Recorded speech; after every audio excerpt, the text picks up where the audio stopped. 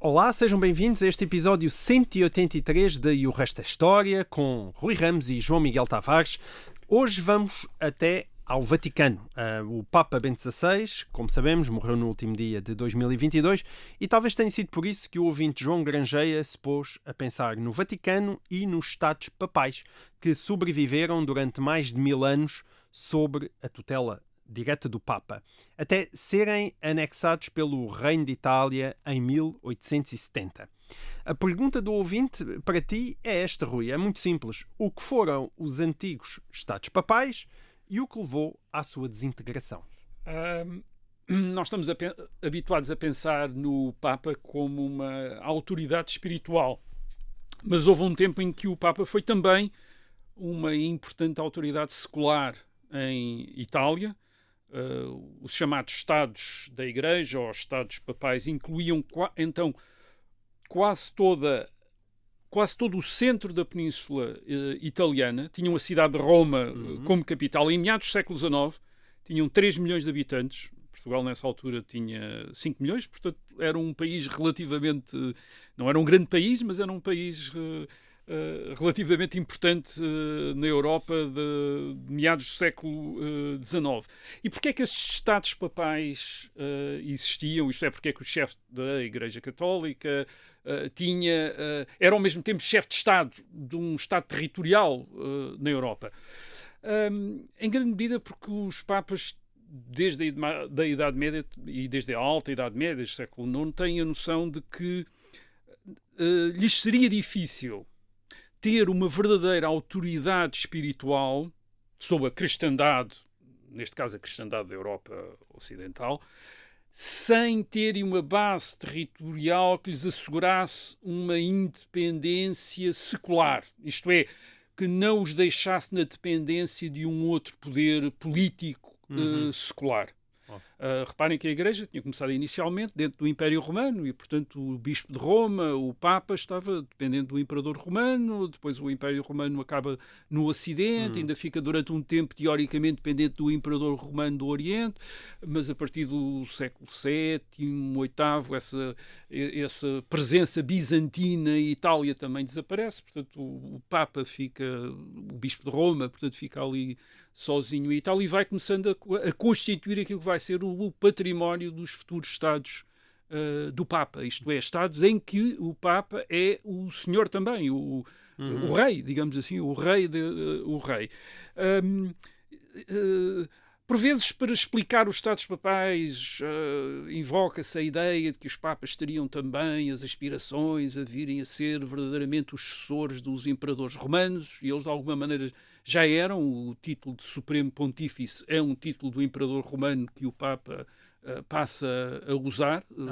Chegou até hoje, claro. E que chegou até hoje. Sim. Portanto, é um título romano, é um título dos imperadores romanos. Portanto, há a ideia de que, bem, o Papa tinha as aspirações a ser o sucessor do imperador. Acho que não é preciso chegar aí, embora isso tenha explicado na Idade Média o conflito entre os papas, de alguma maneira o conflito entre papas e os imperadores do Sacro Império Romano Germânico, de que já aqui falámos. Mas creio que não é preciso chegar aí para perceber que o Papa, se dependesse para a sua defesa, para o seu sustento de um rei, tornar-se-ia basicamente o cliente desse rei. E, portanto, as suas intervenções, mesmo em matérias espirituais, poderiam ser entendidas como correspondendo aos interesses desse seu patrono secular. O que estás a dizer é que mais do que uma ambição terrestre, digamos assim, era uma manutenção de uma independência espiritual. E repara, e depois também não é muito estranho, quer dizer, um senhor ou um poder, uma autoridade espiritual, para ser mais correto, ter também um poder secular. Na Idade Média nós vemos, por exemplo, também muitos poderes seculares, reis, príncipes, que têm, de alguma maneira, exercem alguma autoridade espiritual enquanto patronos das igrejas dentro dos seus territórios, portanto, nomeando bispos, nomeando os abates de conventos que estão dentro dos seus territórios. Portanto, há uma há uma grande identificação entre o poder secular e poder espiritual. E, portanto, tal como havia também bispos que tinham também autoridade secular em determinados territórios, por exemplo, na Alemanha havia bispados que correspondiam quase a Estados independentes, portanto o Papa estava também numa situação dessas. E reparem, isto era importante porquê? Porque a autoridade do Papa tem um grande alcance político. Primeiro, nós estamos numa época, Idade Média, mesmo século XVI, e depois século XVI, século XVII, século XVIII, em que muitos ou quase todos os reis e príncipes, isto é, os soberanos europeus, derivam a sua autoridade da graça de Deus. Portanto, eles são reis pela graça de Deus. Ora bem, o Papa era, por assim dizer, a outra autoridade que podia deslegitimar um príncipe ou pôr em causa a graça divina que sustentava a sua aspiração a ser reconhecido como autoridade secular dentro de um determinado território. Por exemplo, se o Papa excomungasse um rei ou um príncipe, desligava basicamente os súbditos desse rei ou príncipe de lhe obedecerem. Portanto, o Papa tinha E era eficaz isso, não é apenas um pro forma... Quer dizer, podia ser... Bem, houve casos de reis e príncipes que foram excomungados e não excomungados e continuaram. Mas por vezes tinha importância quando o rei ou o príncipe no seu território estava a ser contestado por uma força importante. E essa força importante, isto é, ou um outro candidato ao trono, ou uma federação de cidades ou de aristocratas que estavam a contestar o poder do rei, podiam usar isso para pôr em causa e legitimarem a sua revolta contra o príncipe e contra esse rei. Além disso, o Papa ainda tinha um papel importante no que dizia respeito aos casamentos. E aos casamentos reais. Ele podia autorizar casamentos entre parentes próximos, portanto, entre primos, autorizá-los. Podia dissolver casamentos. Ora, nós sabemos que os casamentos eram um meio muito importante da diplomacia europeia. Isto é, as famílias reais europeias relacionavam-se entre si através de casamentos, celebrando casamentos, de vez em quando havia também a conveniência de dissolver casamentos, e era importante, isto era importante até para todos, que o árbitro desses casamentos, digamos assim, fosse independente, isto é, não estivesse ao serviço de uma das partes interessadas. E daí vem também, isto é, não era só o Papa que estava interessado em ser independente e, portanto, ter uma base territorial que lhe permitisse ser independente de uma outra potência territorial, era também as potências europeias que estavam interessadas em que o Papa fosse independente. Isto é, que não dependesse de uma delas. Ou seja, os Estados Papais eram consentidos.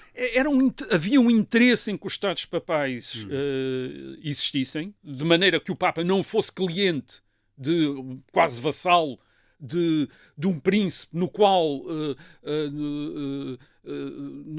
em cujo território ele vivesse, isto é, acabasse por ser vassalo desse príncipe. E, portanto, os Estados Papais foram várias vezes invadidos e ocupados. No século XVI, por exemplo, o Imperador Carlos V, em 1527, invadiu e ocupou, mas foram sempre a seguir restaurados. E foram sempre restaurados no quadro da balança de poder europeu, em que interessava a todas as potências, e a partir do século XVI às potências católicas, que o Papa não estivesse nas mãos, na dependência de uma delas.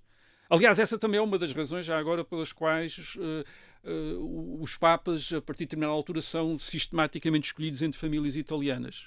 Porquê? Porque era para não serem nem franceses, nem espanhóis, nem austríacos, e a França, a Espanha e a Áustria eram as grandes potências católicas e eram rivais umas das outras, e portanto não era possível haver um Papa francês, nem um Papa espanhol, nem um Papa austríaco, então era melhor que fosse Papas de famílias italianas, para isto nos séculos XVI, XVII e XVIII, para não haver a suspeita de que um Papa pudesse ser suspeito. Deixa-me só fazer-te uma pergunta de enquadramento geográfico para as pessoas que também estão lá em casa, ou no carro, ou na rua, entenderem. Quando estamos a falar de Estados Papais, estamos a falar do quê? geograficamente. Estamos a falar, portanto, de uma série de territórios contínuos no centro de Itália, Roma, Bolonha, Ravenna, portanto, uma série de cidades que estão sujeitas ao Papa, isto é, de que o Papa é o Senhor. Por vezes até são um bocadinho muito autónomas, mas de qualquer maneira aí é o Papa. A autoridade do Papa. Exatamente, o Papa é o senhor territorial aí, e também da cidade de Avignon, em França, que também faz parte dos Estados do Papa até ao fim do século XVIII. Portanto, tem mais um território. Portanto, e esses territórios foram estáveis, mais ou menos? Sim, são relativamente estáveis do século XVI até ao século XIX. Isto é, são ocupados no princípio do século XIX, são restaurados em 1815, são ocupados pela França, depois são restaurados em 1815, são devolvidos ao Papa. Portanto, há um interesse das potências europeias em que o Papa tenha. Mas um dia acaba, não é? Ora bem, um dia acaba. E porquê é que acaba? Bem, porquê é que acaba? Acho que há duas razões para isso. Primeiro, porque o Papa deixou de ter a mesma importância que tinha, a partir do século XIX, deixou de ter a mesma importância que tinha em termos de política internacional. Porquê? Porque de repente temos na Europa Estados-nações e sistemas representativos no século XIX, e, portanto, em que a legitimidade dos soberanos já não deriva da vontade de Deus, mas da vontade da nação, mesmo quando são reis hereditários, são reis por vontade da nação, são reis constitucionais. Essa vontade é expressa através de sistemas políticos representativos e, portanto, já não estão dependentes, digamos, da sua invocação de uma graça divina que possa ser expressa através do seu comportamento piedoso, e esse comportamento piedoso possa ser avaliado pelo Papa como suprema autoridade espiritual. Isto é o que o Papa diga, o rei é verdadeiramente piedoso ou não é verdadeiramente piedoso, ou verdadeiramente crente ou não era verdadeiramente crente. Isso começa a tornar-se bastante Portanto, os princípios menos da irrelevante. Secularização, não é? Sim, isto é de constituição de um outro tipo de Estado, mais do que secularização, porque, enfim, aquilo também envolve uma dimensão de sacralização da nação. Um dia podemos falar disso, o que é verdadeiramente a secularização, o que é que devemos entender verdadeiramente por secularização. A verdade é que é um domínio à parte deste domínio da religião revelada, tradicional, e, portanto, os reis, os soberanos têm muito menos preocupação, isto é, devem muito menos a esta autoridade espiritual do Papa. Isto não quer dizer que alguns deles não estivessem interessados em manter o Papa nos seus territórios. Por exemplo, o imperador dos franceses, Napoleão III, o imperador de França entre 1850 e 1852 e 1870, sobrinho de Napoleão I, já falámos aqui de Napoleão III. Bem, o Napoleão III é o último defensor dos Estados Papais, aliás, daquilo que restava dos Estados Papais na década de 60, tinha uma guarnição em Roma a defender o Papa até 1870, mas porquê?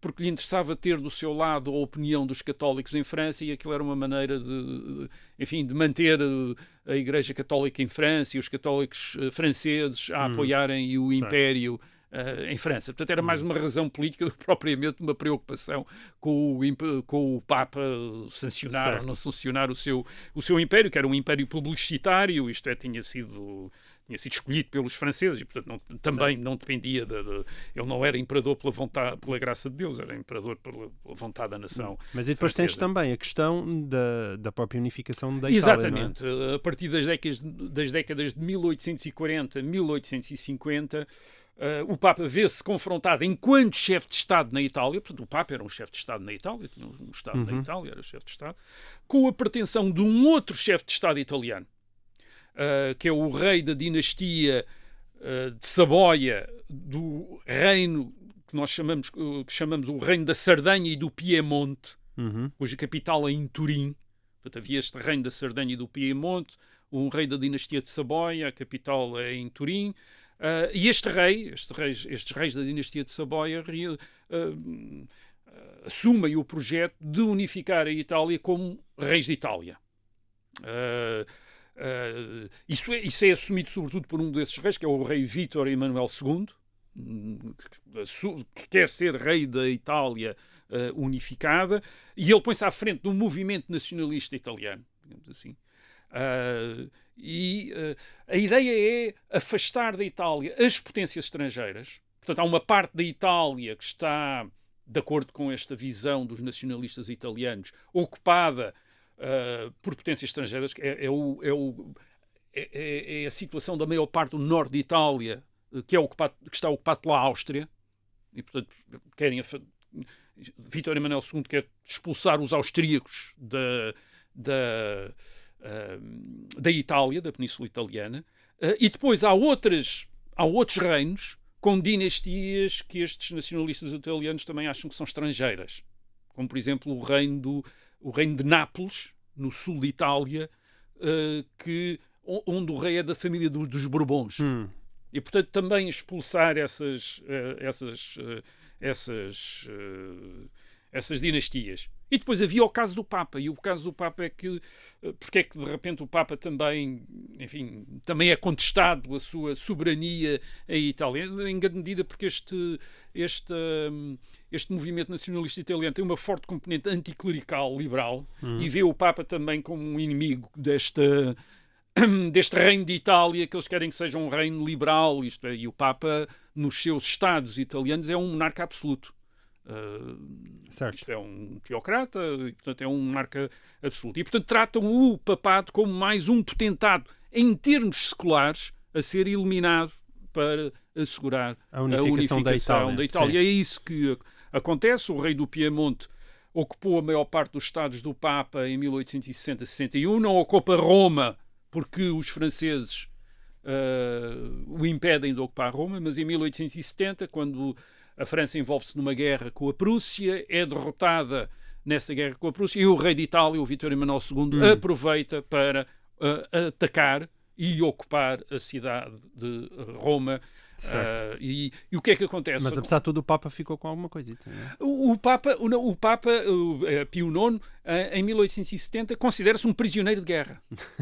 Isto é, o exército italiano não ocupa a colina do Vaticano, portanto, onde está o palácio, o principal palácio do Papa, onde está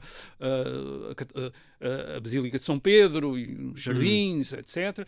Isto é, não ocupa isso, mas o Papa considera-se prisioneiro. Isto é, o Papa considera-se um prisioneiro de guerra, recusa-se a reconhecer a perda dos Estados papais. Os Papas não reconhecem isso até ao século XX. Isto é, portanto, continuam a reivindicar os seus Estados. O Papa, aliás, deixa de desempenhar determinado tipo de cerimónias, como a benção Urbi et Orbi, portanto não vem à janela. Portanto, é um prisioneiro, ele considera-se um prisioneiro, e isso mantém-se até 1929. Em 1929, portanto, durante mais de 50 anos, quando há um acordo entre o Reino de Itália e o Papa, em que o Papa finalmente reconhece a perda dos Estados da Igreja, e o Reino de Itália reconhece a independência daquilo, basicamente, que é o Vaticano, a cidade do Vaticano, como se fosse... Que era praticamente um palácio, não é? Estado, e, portanto, o Papa pode continuar a ser, assim, chefe de um Estado independente, mesmo que seja um Estado, a cidade do Vaticano, cujo território é um palácio, cujos cidadãos são os funcionários, quer dizer, do Vaticano, cerca de 400 e 800 pessoas que são cidadãos, quer dizer, do Vaticano. Mas digamos que a última...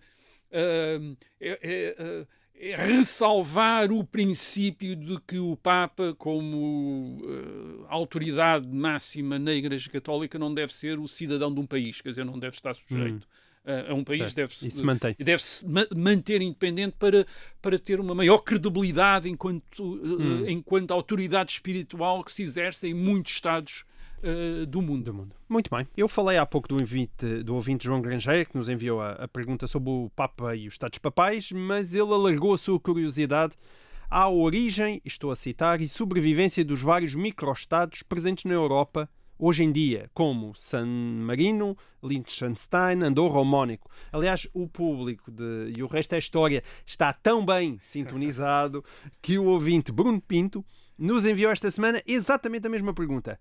Porquê é que existiram, perguntou ele, e continuam a existir países-estados, não sabem como lhe chamar, diz o Bruno Pinto, como Luxemburgo, Mónaco, Andorra, San Marino e Liechtenstein. E, de facto, Rui, como é que se explica que estados tão pequenos, situados ao lado de estados tão grandes e tão poderosos, e até partilhando a mesma língua, não é?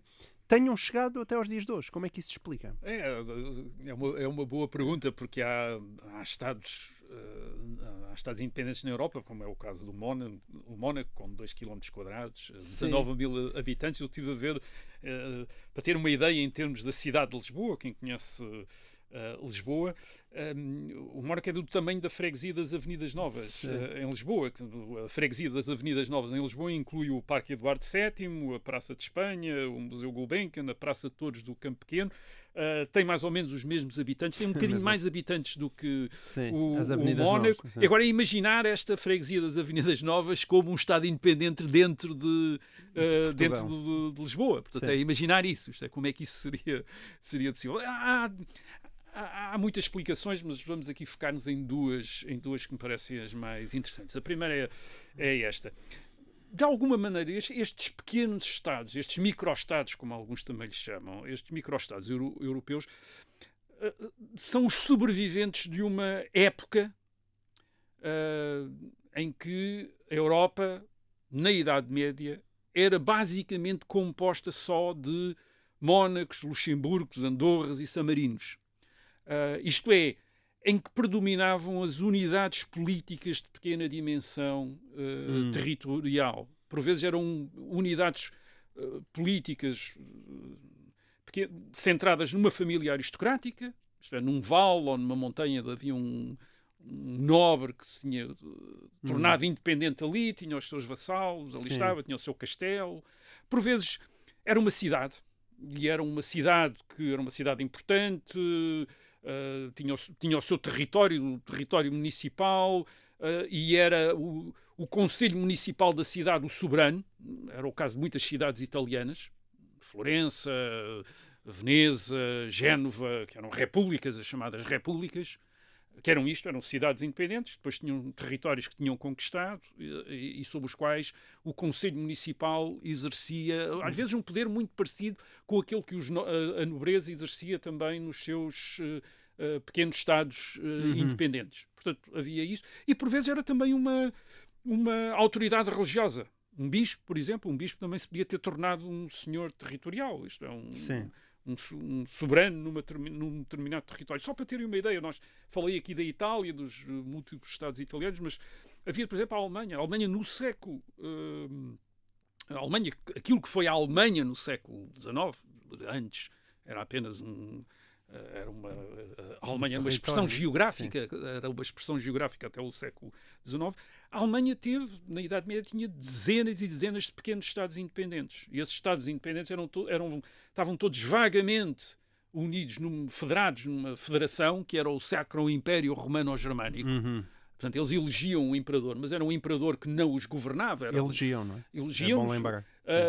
Era um imperador que era um patrono de todos eles, mas o imperador só verdadeiramente administrava as terras de que era o senhor, e eram poucas nesta Alemanha, e o resto das cidades e dos outros territórios eram reinos, cidades-estados independentes, bispados, etc. Eram mais ou menos autónomos. Aliás, eram mesmo quase e eram dezenas, independentes. Não é? Eram dezenas. Reparem, em 1815, aquilo depois vai sendo tudo amalgamado, mas em 1815, a Confederação Germânica, portanto, já com muitos Estados, já acabaram as cidades-Estado, aquilo foi tudo muito amalgamado. Portanto, no princípio do século XIX, a Confederação Germânica ainda inclui 39 Estados independentes. Quer dizer, ainda tem... Onde há hoje a Alemanha, havia 39 Estados independentes que estavam na Confederação Germânica, isto é, que formavam entretanto, o Sacro Império Romano-Germânico tinha acabado e, portanto, fez-se uma espécie de federação. Esta federação tinha 39 Estados. Ora bem, e por outro lado, mesmo na Europa, nesta Europa medieval de pequenos Estados,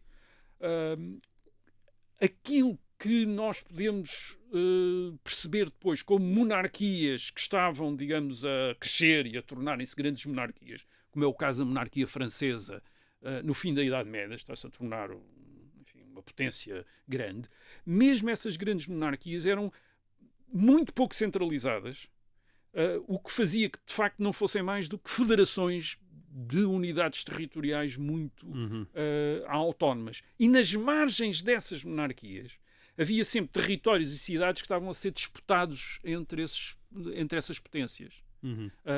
Às vezes disputados, enfim, umas vezes pertenciam a uma monarquia, outras vezes pertenciam a outra, por causa da guerra, por causa de acordos diplomáticos em que um rei cedia uma cidade ou um território a outra monarquia, outras vezes através de casamentos. Era frequente as princesas casavam e levavam uma cidade com elas como dote para o marido. Portanto, nós temos uma Europa muito mais fragmentada, formada de pequenas unidades e com longas tradições de governo autónomo, governo próprio. Quer dizer, portanto, aquilo que hoje vemos no Luxemburgo, no Liechtenstein, não era, portanto, nada de anormal há 1000 anos, há 800 anos, há 700 anos. Começou-se a tornar mais estranho quando se constituíram estes grandes Estados centralizados a partir do século XV, século XVI, começaram-se a formar estas monarquias grandes, estas monarquias centralizadas e, portanto, digamos que há uma reordenação do espaço político europeu. Ora bem, a segunda explicação para a existência destes micro-estados é que quando se começaram a formar então estes grandes estados territoriais centralizados, portanto, estados em que há um território que está sujeito a um mesmo governo, com uma administração única, com as mesmas leis, reparem, isso é muito recente na Europa.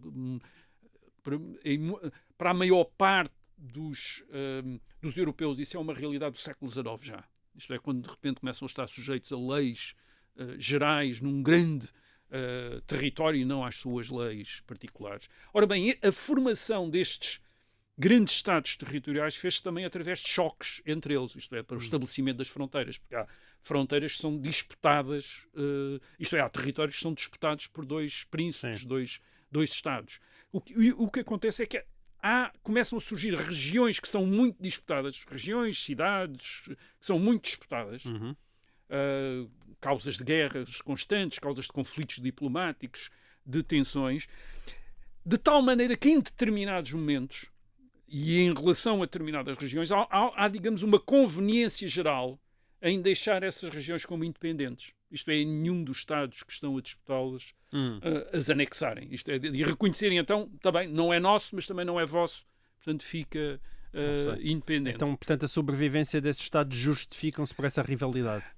Em grande medida, porque não é por acaso que a maior parte destes micro-Estados existem nas fronteiras entre potências que foram grandes rivais entre si, por exemplo, entre a França e a Espanha, entre a França e a Alemanha e depois até no século XIX entre a França e a Itália.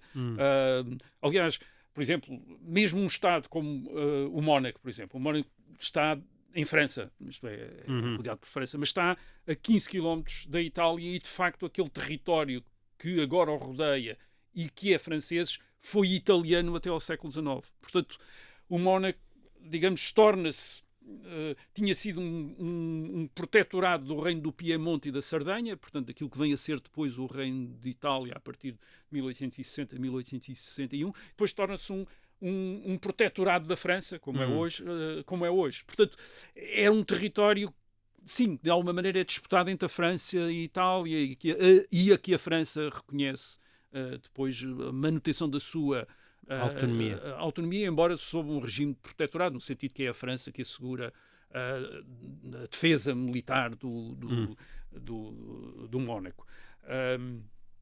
Aliás, quer dizer, estamos a falar de micro-estados, do Mónaco, de São Marino, dessas coisas, mas há uns estados maiores que não são propriamente micro, como a Holanda, a Bélgica, a Suíça, Portugal, que em grande medida também devem a sua independência a esta lógica. Isto é, a lógica do confronto entre as grandes potências e o interesse geral europeu em que estes Estados não façam parte de outra, não integrem outra grande Estado. Isto é, em que a Bélgica não faça parte da França, em que a Holanda não faça parte da Alemanha, em que Portugal não faça parte da Espanha. E por isso fomos um protetorado inglês, de certa maneira, no século XIX. Quer dizer, não é, quisermos, nestes casos não é a única razão. Aliás, também no caso dos microestados também não há uma razão. Há sempre tradições de independência, de autonomia própria. No caso, obviamente, de Portugal, por exemplo, há uma tradição nacional forte desde a Idade Média, mas os equilíbrios entre as potências europeias é muito importante para perceber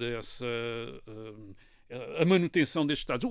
Há um caso curioso, que é o caso da Sereníssima República de San Marino. Esta parece estar um bocadinho separada disso, porque a República de San Marino está dentro de um país, a Itália, na montanha dos Apeninos, tem 61 km², 33 mil habitantes. É uma república medieval. Ainda hoje é presidida por 2 capitães regentes. Quer dizer, portanto, uma tradição, é assim que se chamam. Capitães. Portanto, não são presidentes, são um capitão regente. Porquê é que se manteve independente? A razão que às vezes dá é porque durante as guerras da unificação italiana deu asilo político a um dos heróis da unificação da Itália, que era o Garibaldi, o Giuseppe Garibaldi, e obteve assim, como gratidão, o reconhecimento da sua independência. Quando toda a Itália foi unificada, a República de San Marino manteve-se independente. Mas eu creio que há uma outra razão. Em 1861, a República de San Marino era a única república ainda sobrevivente na Península Italiana. Isto é, todas as outras repúblicas tinham desaparecido no fim do século XVIII, portanto já eram só monarquias que existiam em Itália. A partir de 1815 é só monarquias. Portanto, o reino de Itália constitui-se através da anexação pelo reino do Piemonte e da Sardenha de outras monarquias, e, portanto é a substituição de reis por um rei da Itália unificada. Ora bem, no caso de San Marino teria sido o único caso em que, se fosse integrado na Itália, uma república teria sido substituída pela monarquia, pelo rei de Itália. Ora, o movimento nacionalista italiano, apesar de seguir Vítor Emanuel II, que é o rei do Piemonte e da Sardenha, e segue Vítor Emanuel II por razões de diplomacia europeia, isto é, porque sabem que estes nacionalistas italianos sabem que as outras potências europeias aceitarão um reino de Itália, mas nunca aceitariam, em meados do século XIX, uma república da Itália. Mas esse movimento nacionalista italiano era fundamentalmente democrático e republicano. E, portanto, sim, aceita que um rei substitua outros reis, mas provavelmente, ao manter a independência de San Marino, está, digamos, a respeitar o princípio republicano. Isto é uma homenagem ao princípio republicano. Sim. Eu penso que essa poderá ter sido uma das razões mais importantes. Por não ser uma monarquia. Por não ser uma monarquia, ser uma antiga república e, portanto, manter-se independente no meio da Itália. Muito bem. Olha, Rui, na semana passada eu andei entretido a olhar para as efemérides de 2023, já a preparar todos os 52 programas do Resto da História, daqui até dezembro. Não, estou a brincar. Podem continuar, caros ouvintes, a enviar as vossas perguntas para historia@observador.pt, mas deparei-me com uma dupla efeméride sobre o mesmo tema. Acabou de fazer 50 anos que o Reino Unido, a Irlanda e a Dinamarca entraram para a então CEE, Comunidade Económica Europeia, a 1 de janeiro de 1973, portanto fez 50 anos. Mas, e esta é a minha maior curiosidade, fez 60 anos que, a 29 de janeiro de 1963, o então presidente da França, Charles de Gaulle, vetou a entrada do Reino Unido no mercado comum europeu. A minha pergunta é dupla, Rui. Porquê é que de Gaulle vetou a entrada do Reino Unido em 1963 e o que é que mudou para o Reino Unido ter conseguido entrar na CEE em 1973? Bem, começo já por responder à segunda pergunta. O que é que mudou? Bem, mudou o General de Gaulle. O General de Gaulle deixou de ser presidente da França em 1969 e morreu em 1970 e daí a entrada tu com de Gaulle estás convencido que não entrava, é isso?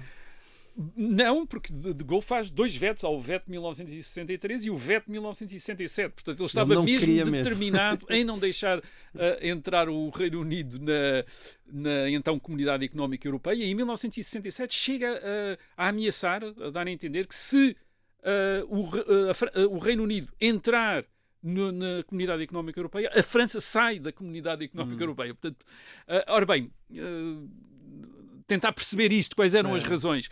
De Gaulle foi presidente da França entre 1958 e 1969. Ele fundou o regime conhecido por Quinta República, mas além enfim, da sua visão da França, ele tinha também uma visão da Europa e da Comunidade Económica Europeia. De Gaulle basicamente via a Comunidade Económica Europeia, fundada em 1957, oficialmente, ele via como um meio de entendimento entre a França e a então Alemanha Ocidental, uma vez que a Alemanha estava nesta altura dividida entre a Alemanha Oriental, sob uma ditadura comunista, e a Alemanha Ocidental, a República Federal da Alemanha, mas vou falar da Alemanha Ocidental para não haver dúvidas sobre isso. Bem, portanto, ele via isso como um meio de entendimento entre a França e a Alemanha Ocidental, que acabaria com uma das razões de tensões na Europa desde o século XIX, o conflito conflitos entre a França e a Alemanha unificada. Podia ser benéfica economicamente para ambas, tanto para a França como para a Alemanha, a integração económica entre elas, embora de Gaulle esperasse que a França até beneficiasse mais através da política agrícola comum. A política agrícola comum era uma maneira de, digamos, as economias industriais do norte da Europa, que faziam então parte da Comunidade Económica Europeia, a Holanda, a Bélgica, a Alemanha Ocidental, financiarem o setor agrícola francês, que era muito grande, que era relativamente grande, era muito maior do que o destas economias já industrializadas. Portanto, de Gaulle tinha a ideia que não deve haver, a França beneficiaria mais economicamente, e também tinha a ideia, isto era muito importante, que politicamente, então aí a França beneficiaria imenso. E porquê? Havia duas grandes potências na Comunidade Económica Europeia, a França, a Alemanha, na Itália, enfim, era um bocadinho menos importante, mas a Alemanha ainda estava muito limitada pelas sequelas da Segunda Guerra Mundial. Portanto, a Alemanha ainda não tinha uma plena soberania. A França, pelo contrário, tinha um lugar no Conselho de Segurança das Nações Unidas, tinha armas nucleares, portanto era uma grande potência. Certo. E, portanto, a Comunidade Económica Europeia daria uma base grande de influência à França, uma vez que a Alemanha, até para exercer, digamos, alguma influência geral, teria de exercer através da França, não a poderia exercer diretamente porque assustaria os outros países, estava limitada. Portanto, a Europa integrada que interessava a de Gaulle era uma Europa de nações com um predomínio político da França. E depois, claro, uma Europa que se afirmasse como independente, embora não equidistante, entre os Estados Unidos e a União Soviética. Eu estou a dizer independente, isto é no sentido independente dos Estados Unidos e da União Soviética, mas próxima dos Estados Unidos, no sentido da defesa do mundo livre. Portanto, ora bem, o Reino Unido era uma ameaça que a Alemanha não era. Temos que nos colocar naquela altura, não é? Sim. Porque a Alemanha era o Reino Unido? Não é a Alemanha 2. O que é que era o Reino Unido? Bem, o Reino Unido, em primeiro lugar, era também uma potência que não estava ali, enfim, um dos vencedores da Segunda Guerra Mundial, portanto tinha esse prestígio. Tinha também um lugar no Conselho de Segurança das Nações Unidas. Tinha também armas nucleares. Portanto, era uma potência como a França. Isto aí, de repente, um rival. Era um rival mesmo. Quer dizer, e, além disso, o Reino Unido era um aliado especial dos Estados Unidos. Certo. E de Gaulle desconfiava que o Reino Unido refletia muito os interesses e a visão, e sobretudo a visão do mundo americano. Neste sentido, tinha talvez uma visão muito mais liberal do mundo, ligada ao comércio livre, e, portanto, de Gaulle temia que o Reino Unido, ao entrar na Comunidade Económica Europeia, trouxesse essas ideias americanas, isto é, de praticamente reduzir a Comunidade Económica Europeia a uma área de comércio livre. E, nesta altura, de Gaulle estava em conflito também com os Estados Unidos. Por exemplo, em 1963, neste ano, portanto, em que vetou a entrada do Reino Unido na Comunidade Económica Europeia, de Gaulle retirou as esquadras francesas do comando da NATO. Mais tarde chegou a ameaçar que a França poderia sair da NATO. Portanto, há um conflito de Gaulle com os Estados Unidos. E isto tinha razão de ser ou não tinha razão de ser? Aqui, isto é curioso, porque a verdade é que uma das razões pelas quais o Reino Unido está interessado, em 1963, em entrar na Comunidade Económica Europeia, uma das razões, não é a única, mas é uma das razões, é o arrefecimento da sua relação com os Estados Unidos depois da crise do Suez, de que já falámos aqui, em 1956. Portanto, o Reino Unido tinha entrado em conflito com os Estados Unidos, tinha percebido que não era possível manter a sua importância no mundo ligado aos Estados Unidos e está interessado em entrar na Comunidade Económica Europeia. Portanto, De Gaulle não deixava a Inglaterra aproximar-se por ser muito ligado aos Estados Unidos, a Inglaterra queria entrar para porque já não estava tão ligado, porque já não estava tão ligado aos Estados Unidos como deixa-me interromper-te, tens que me contar essa história ainda melhor, mas nós chegamos ao final do nosso tempo aqui em FM. Para quem nos está a ouvir em direto na rádio, eu despeço-me até à próxima semana. Quem nos está a ouvir em podcast é continuar ligado. Então diz-nos lá, como é que agora, isso se resolveu? É verdade, portanto, havendo este arrefecimento entre os Estados Unidos e o Reino Unido, e, portanto, de maneira nenhuma o Reino Unido era um agente dos Estados Unidos para entrar, para subverter a Comunidade Económica Europeia. É verdade, no entanto, que os Estados Unidos incitaram o Reino Unido a entrar na Comunidade Económica Europeia precisamente para diminuir a influência francesa e, sobretudo, para combater aquilo que eles julgavam que eram tentações protecionistas de Gaulle, protecionismo alfandegário, isto é, de fazer a fortaleza Europa. E portanto, sim, de alguma maneira De Gaulle tinha razão em desconfiar um bocadinho tinha alguma razão em desconfiar do Reino Unido. Isto é, o Reino Unido de facto representava uma visão mais liberal da Europa do que aquela, em termos económicos, do que aquela que De Gaulle tinha. Mas isto é apenas parte da história. Verdadeiramente, De Gaulle, o principal conflito em 1963, de facto, não é nem com... o principal conflito de Gaulle não é, de facto, nem com o Reino Unido, nem com os Estados Unidos, mas é com os seus outros, então, 5 parceiros da Comunidade Económica Europeia. Portanto, nesta altura, a Comunidade Económica Europeia é a Europa dos 6. Portanto, é a França, a Alemanha Ocidental, é a Itália, a Bélgica, a Holanda e o Luxemburgo. Portanto, é esta Comunidade Económica Europeia de que estamos a falar, que em 1973 torna-se a Comunidade dos 9, depois mais tarde vai ser a dos 12, quer dizer, enfim, vai alargando. Portanto, ainda é esta dos 6 de 1957. Ora bem, De Gaulle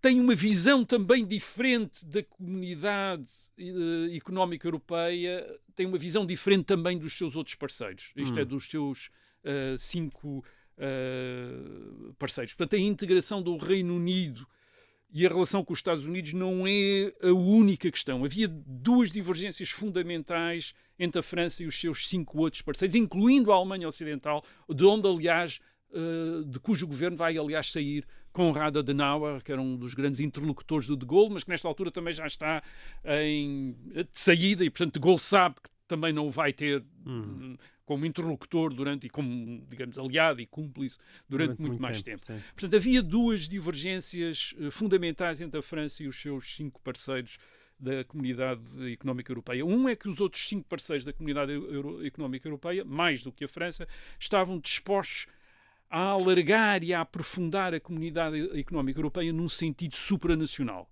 Por exemplo, a reconhecer que poderia haver mais recursos para a Comissão Europeia, mais recursos fiscais para a Comissão Europeia, e a adoção, isso era muito importante, do princípio da maioria no Conselho de Ministros Europeu. Isto é, que as decisões não fossem tomadas por unanimidade, mas por maioria. Portanto, isto eram coisas que a França não queria, que De Gaulle não queria, e que os outros países estavam dispostos a aceitar. E depois havia uma outra questão ainda mais grave, é que os outros 5 países, não estavam muito contentes com a política agrícola comum. Basicamente, como eu já disse, um eterno problema, significava o que as economias industriais como a Alemanha Ocidental, Bélgica e a Holanda tinham de financiar o enorme setor agrícola francês. Isto é, a França ainda tinha muita população empregada no setor agrícola, portanto uma população de camponeses, lavradores, que já só podiam viver através de subsídios, quer dizer, era uma agricultura deficitária que só existia através de subsídios, e o dinheiro para esses subsídios não vinha de dentro da França, vinha da Alemanha, vinha da Bélgica e da Holanda. Portanto, eram os contribuintes alemães, belgas e holandeses que tinham de pagar a população rural francesa tinha de ser paga, quer dizer, por estes... E, obviamente, isto não era muito... popular naqueles países, sim. De Gaulle estava em conflito, portanto o veto de Gaulle em 1963 não é só contra o Reino Unido, contra a entrada do Reino Unido na CE, mas também é contra os seus parceiros europeus, quer dizer, é uma afirmação da força da França contra os outros 5 parceiros. Aliás, 2 anos depois, há quase uma ruptura da Comunidade Económica Europeia. Em 1965, a França abandona a representação em Bruxelas durante 6 meses. Portanto, a França quase sai da Comunidade Económica Europeia. Portanto, digamos que aqui o Reino Unido apanhou muito por tabela, digamos assim. Foi envolvido neste choque entre a França e os seus outros 5 parceiros da Comunidade Económica Europeia. Choque de visões sobre o que é que deveria ser a Comunidade Económica Europeia, e voltou a apanhar esse choque em 27 de novembro de 1967. Portanto, o Reino Unido faz um novo pedido de adesão em 1966. Este pedido, eu estou a falar do veto francês, do veto do General de Gaulle, mas a verdade é que o Reino Unido também queria entrar com condições muito especiais, isto é, com exceções disto, exceções daquilo, porque também achava que era... Em 63. Em 63 e em 66 também, mas em 66, curiosamente, o Reino Unido baixa essas exigências, aliás, porque está em dificuldades grandes, em dificuldades financeiras grandes, e, portanto, faz mais concessões à Comunidade Económica Europeia do que tinha feito em 61, mas isso não foi suficiente para o General de Gaulle não fazer um novo veto, e um veto violento. Portanto, ele foi uma personagem, era mesmo uma... Havia a França e havia o General de Gaulle, que era maior do que a França. Quer dizer, era uma potência na Europa muito maior do que a França, e é quando ele sai do poder em 1969 que há muita coisa que se pode resolver e que não se podia resolver com ele, porque ele de facto era uma figura... digamos, tinha uma visão mesmo dele da Europa, do que é que devia ser a Comunidade Económica Europeia, do que é que devia ser a França. Sim, era um personagem demasiado grande para a França. Muito bem. E assim terminamos mais esta edição de E o Resto é História. Nós voltamos para a semana. Até lá.